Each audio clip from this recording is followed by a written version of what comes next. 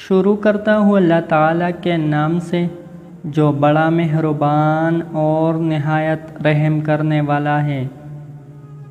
حضرت ابن عباس رضی اللہ تعالیٰ عنہ فرماتے ہیں کہ مساجد زمین میں اللہ تعالیٰ کے گھر ہیں، یہ آسمان والوں کے لیے ایسے چمکتی ہے جیسا کہ زمین والوں کے لیے آسمان کے ستارے چمکتے ہیں۔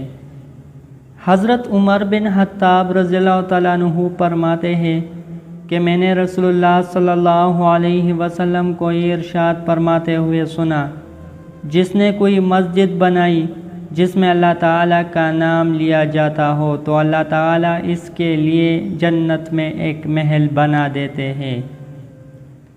حضرت ابو امامہ رضی اللہ تعالیٰ عنہ سے روایت ہے کہ رسول اللہ صلی اللہ علیہ وسلم نے ارشاد فرمایا، صبح و شام مسجد جانا اللہ تعالیٰ کے راستے میں جہاد کرنے میں داخل ہے۔